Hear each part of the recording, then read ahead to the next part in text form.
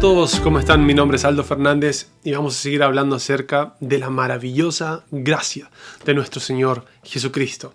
Estábamos hablando acerca del sacrificio, ¿verdad? Que Jesús cargó con todos nuestros pecados y el juicio por el pecado cayó sobre él.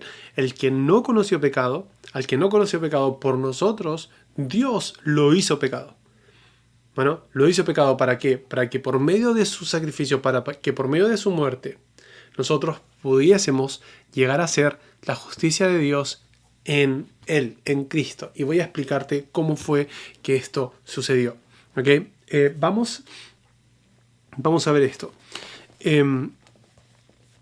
Mateo capítulo 20. Aquí Jesús, esto registra lo que nosotros conocemos como la última cena. Es la celebración que nosotros hacemos.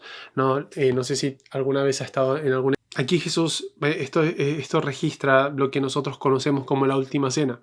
Es la celebración que nosotros hacemos. No sé si alguna vez ha estado en alguna iglesia donde llaman esto la Santa Cena o comunión. ¿Okay? Entonces Jesús está teniendo esta última cena con sus discípulos y luego les enseña a recordar esto, a practicar esto. Mira, en el capítulo 26 de Mateo, Jesús en el versículo 23 dice: uno de ustedes que acaba de comer de este plato conmigo me traicionará, pues el Hijo del Hombre tiene que morir, tal como lo declararon las Escrituras hace mucho tiempo. Pero qué terrible será para el que lo traiciona, pues para ese hombre sería mucho mejor no haber nacido. Nota una vez más aquí, dice, el Hijo del Hombre tiene que morir tal como lo declararon las Escrituras hace mucho tiempo. Te dije en el video anterior que este no era el diablo matando a Jesús. No, este es un juicio, ¿verdad? Por el pecado. Okay. El pecado, recuerda, la paga del pecado es muerte. ¿Recuerdas eso? Eso era lo que todos merecíamos. Pero Cristo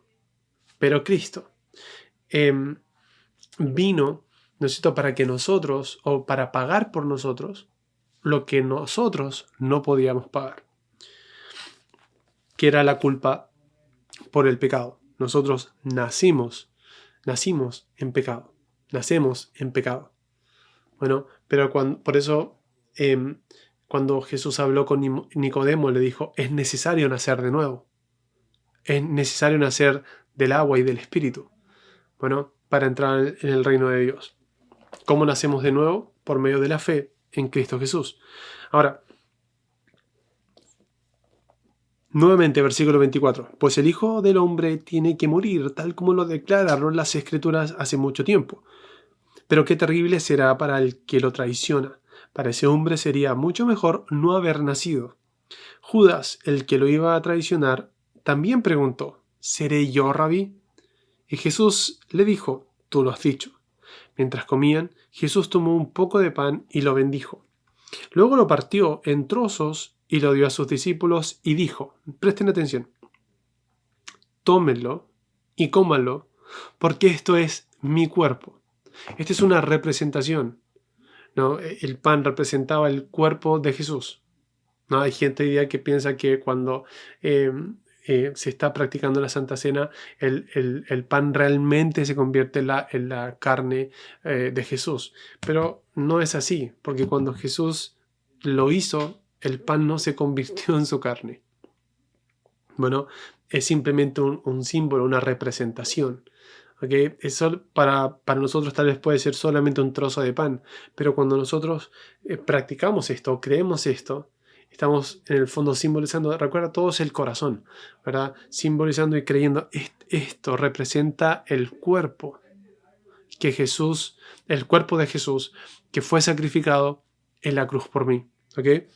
Ahora dice, tómalo y cómalo, porque esto es mi cuerpo. ¿Okay? Y luego tomó en sus manos una copa de vino y dio gracias a Dios por ella. Se la dio a ellos y dijo, cada uno de ustedes beba de la copa, porque esto es mi sangre. ¿Ok?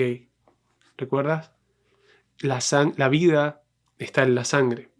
Cuando era sacrificado un cordero en el Antiguo Testamento, la sangre era tomada, ¿verdad? Era rociada en algunos lugares del tabernáculo y luego era llevada al lugar santísimo y era rociada. ¿Recuerdas que te dije? Esto se llama el propiciatorio. ¿Qué es esto? ¿Qué es un propiciatorio? Y todo eso. El propiciatorio era una caja, ¿ok? Donde estaban las leyes, las tablas de las leyes, lo cual trae condenación, ¿verdad? La ley siempre, acuérdate que te apunta, tú dices, tú eres culpable. Entonces, la ley exige un juicio, y el juicio es muerte, ¿verdad? Eso era lo que exigía la ley. Pero cuando se ponía la sangre sobre el propiciatorio, calmaba la ira, calmaba el juicio. Bueno, calmaba el juicio. De esa manera, Dios, por medio del pueblo de Israel, por medio del pueblo que él eligió, em, por causa de Abraham, trajo el linaje, ¿no? de Jesús. Por eso la ley fue dada hasta que viniese la promesa, que es Jesucristo. Bueno, y Él es el sacrificio. Bueno, y ahora ya no hay que estar derramando sangre sobre un propiciatorio. Por eso también Hebreo nos dice que en el Antiguo Testamento todos estos sacrificios se hacían, ¿verdad? Anualmente y todo eso, se debía llevar la sangre, rociar sobre el propiciatorio y todo eso. Pero cuando Jesús murió, su sangre no fue llevada al templo que construyeron los israelitas. No fue rociada en el propiciatorio como la sangre de todos los otros animales. No, la Biblia dice que las cosas del cielo, las originales, porque todo lo que se veía ahí era una copia, ¿no? de algo celestial, su sangre fue llevada al cielo. Bueno, fue rociada,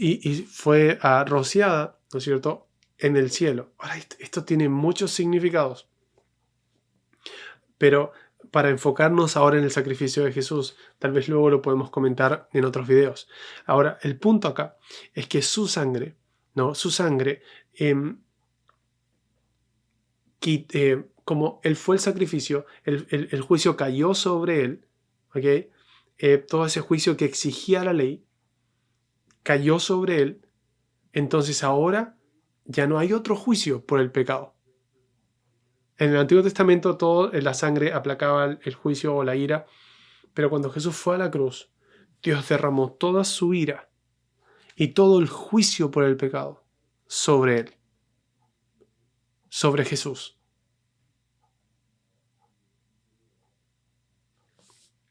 Por eso la muerte de Jesús para nosotros es tan importante. No es solamente una buena película o una linda ilustración de cómo alguien murió por otras personas, pero el significado detrás de todo esto es mucho más profundo de lo que a veces consideramos. Recuerda que estábamos separados de Dios. Hermanos, esto se trata de entender, esto es vital, porque estamos hablando de vida o de muerte. Esto no es la enseñanza de una religión más. No, la gente puede seguir muchas religiones, pero en ninguna religión van a encontrar vida, en ninguna religión van a encontrar un Dios, ¿no? Extendiendo gracia y pagando el precio para que la gente pueda ser rescatada o pueda ser salva. En ninguna otra religión, en ninguna religión. Y esto es mucho más, va mucho más allá que la enseñanza de cualquier religión. No, pero porque la gente dice, bueno, mi religión es esto y yo quiero vivir mi vida así. Pero esto no se trata de eso. Se trata de vida o muerte. En todos nosotros hay una conciencia de que necesitamos un Salvador y de que somos pecadores. En todos nosotros. Si hoy día tú te encontraras con Dios frente a frente o cara a cara, con Jesús, lo más probable es que el sentimiento sea, no soy digno. Fue lo que le pasó a Pedro. Solamente por ver un milagro, cuando Jesús le dijo, echa tu red al otro lado, las redes, y cuando vio toda esta pesca enorme, él se arrodilló, saltó del bote y dijo, soy un hombre pecador. Él reconoció, soy un hombre pecador. Bueno, ahora, en todos nosotros está eso. Por eso la gente busca diferentes cosas para calmar, callar o aplacar ese sentimiento que hay en cada uno de nosotros. Yendo a la iglesia todos los domingos, ya sea en cualquier religión. Hay otras religiones que lo hacen los sábados, hay otras religiones que siguen diferentes reglas y todo eso, y la gente las hace. ¿Por qué? Porque de alguna manera quieren sacar ese sentimiento de culpa, ¿no? Incluso los ateos, al negar que que Dios existe, de esa manera ellos dicen, bueno, no quieren callar ese sentimiento de culpa. No le debo nada a nadie, porque no existe un Dios. En el fondo, yo soy mi propio Dios y yo pongo mis propias reglas. ¿Ok? Entonces, yo creo que esto que la gente dice que está mal, no, para mí está bien, entonces ya no siento culpabilidad. Pero adentro en el corazón, hay algo que nos dice, eso no está bien. Existe un Dios y Él es real. Y la manera en cómo Dios lo hizo fue por medio de Jesucristo. No por medio de una religión. Una vez más digo esto no es una religión más. Esto es vida o es muerte. Bueno, es vida eterna o muerte eterna. No hay otra opción. Es vivir porque la vida viene de Dios, bueno, y fuimos separados de Él. Entonces, el que no cree en Él, la Biblia dice, ha sido condenado, porque hay una condena dada, ¿no? por el pecado, que es muerte, es destrucción. Pero si yo acepto el sacrificio, ya no estoy en este camino de muerte, vengo al camino de vida. Bueno, por eso digo, esto no es algo para tomar, bueno, sí, es el sacrificio de Jesús, qué bonito, tenemos una semana de vacaciones al año. No, por Semana Santa. No es así. No es así. Esto es aquí es donde nuestra vida y nuestra fe se basa. Esta es la base de nuestras vidas. Es lo que Jesucristo hizo. Cuando Él fue a la cruz, Él cargó con el pecado, con la naturaleza de pecado, y la condenó. En la cruz recibió todo el castigo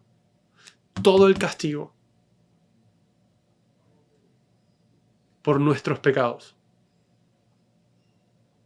¿No? El sacrificio de Jesús no fue simple como, bueno, morían las otras personas que eran condenadas en ese tiempo por los romanos, bueno, que los crucificaban.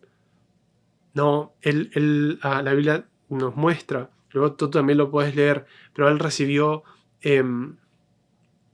39 latigazos. La Biblia dice que Él no tenía apariencia de un ser humano. Fue tan golpeado, fue tan brutalmente golpeado, humillado, pisoteado, escupido.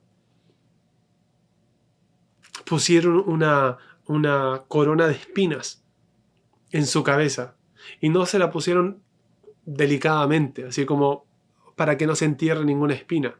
Se la clavaron en su cabeza con las espinas. Y tuvo que cargar, habiendo sido golpeado, habiendo sido humillado, enterrada esa corona de espinas en su cabeza. Tuvo que cargar la cruz. Y que no era una cruz de madera de unos palitos, ¿no es cierto?, de 2x2. No, no, eran troncos grandes, que no tengo el dato exacto de cuánto pesaba una cruz.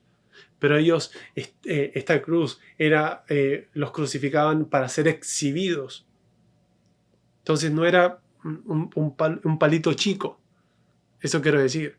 No es como la cruz pequeña que vemos en las iglesias, ¿no? Donde Jesús se está colgando. Como una imagen.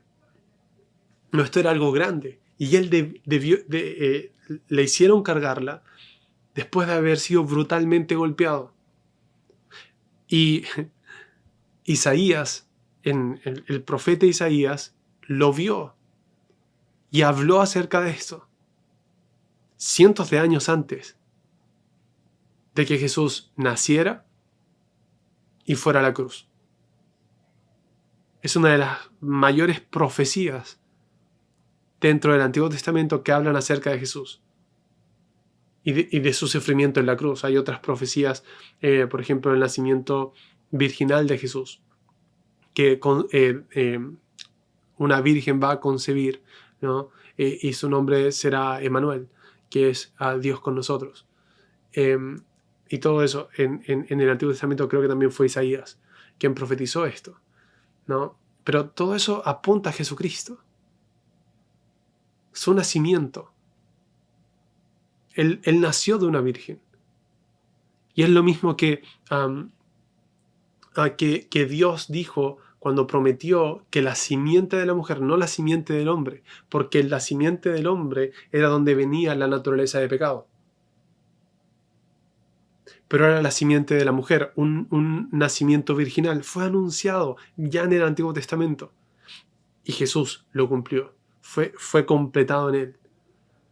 Y cuando él fue a la cruz, como te digo, Isaías describe, y no solamente Isaías, David también. David también. Cuando David escribe en el Salmo 22, Dios mío, ¿por qué me has desamparado? Fue lo mismo que Jesús dijo en la cruz. Todo lo que Jesús dijo en la cruz también está ahí en el Antiguo Testamento. Bueno, entonces, como una sombra de lo que él iba a cumplir, de lo que él iba a hacer. ¿Okay? Entonces, cuando él fue a la cruz, él cargó con todo el pecado. Y recibió toda la condenación, toda la ira de Dios y la muerte cuando él estaba en esa cruz. Bueno, y cuando estaba ahí en la cruz, ya después de haber recibido todo ese dolor, de haber sido golpeado, de haber sido humillado, él dijo, consumado es. Está terminado. El pago ha sido completado. Bueno, ahora, aquí hay algo interesante. Quiero leerte desde Juan. Leerlo desde Juan, capítulo, creo que es el 19, versículo 28. Jesús sabía que su misión ya había terminado. Y para cumplir las Escrituras dijo, tengo sed. Es interesante, ¿no?, que haya dicho, tengo sed. Y para mí, cuando estaba estudiando ya hace un tiempo estas cosas, me recordó lo que Jesús dijo: si alguien tiene hambre y sed de justicia, venga a mí y beba. Jesús dijo, el que bebe de esta agua no volverá a tener sed. Recuerda cuando le estaba hablando a la mujer samaritana. ¿No? Para mí es el camino que Jesús estaba tomando, ¿no?, siendo separado de Dios. Bueno, porque así fue como él murió, separado de Dios. No, por eso en una parte Jesús también dijo, Dios mío, ¿por qué me has desamparado? Es lo que David dijo en el Salmo 22. que es una referencia, como te decía, directa al sacrificio de Jesús cuando Él estaba en la cruz. Salmo 22:1. Dios mío, ¿por qué me has abandonado? ¿Por qué estás tan lejos cuando gimo por ayuda? Cada día clamo a ti, mi Dios, pero no respondes. Cada noche levanto mi voz, pero no encuentro alivio. Sin embargo, tú eres santo. Tú estás entronizado o habitas en la alabanza de Israel. Ahora, nota esto acá. El versículo 1. Dios mío, ¿por qué me has abandonado? Esto es lo que Jesús dijo. Lo podemos ver en Mateo 27.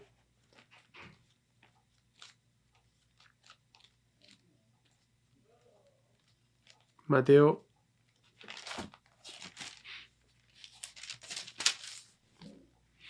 27, el versículo 45, dice: al mediodía la tierra se llenó de oscuridad hasta las 3 de la tarde. A eso de las 3 de la tarde, Jesús clamó en voz fuerte: Elí, Elí, lema sabactani, que significa: Dios mío, ¿por qué me has abandonado?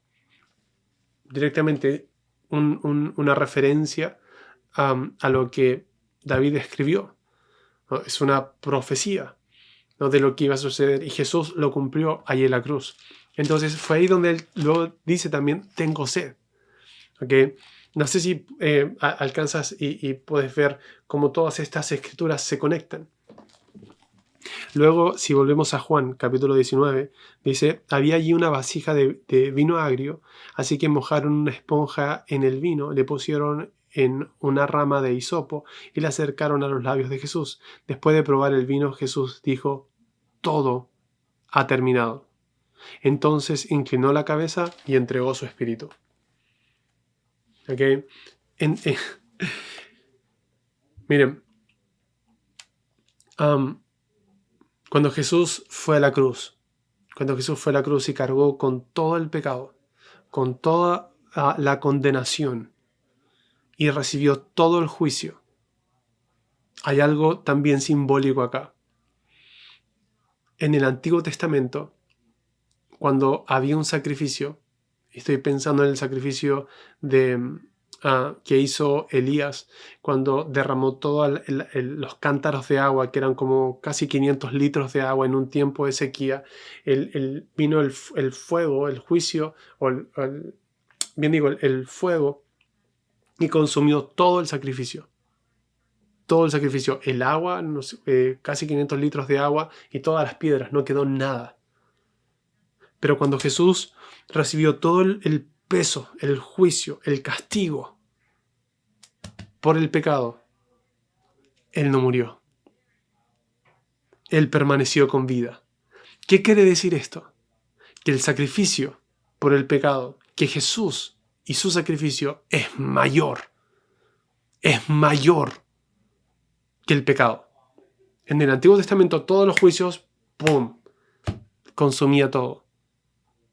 Pero ahora el sacrificio de Jesús es mayor. Es mayor. Por eso es el sacrificio hecho una sola vez y para siempre. No es necesario hacer más sacrificios. Podemos confiar en el sacrificio de Jesús y estar seguros que si creemos en Él, también nosotros participamos del pago que Él hizo por el pecado. Cuando tú crees en Él, el pago que Él efectuó salda tu deuda. ¿Ok? Salda tu deuda. Bueno, y alguien se puede preguntar: ¿pero qué pasa si me equivoco de nuevo?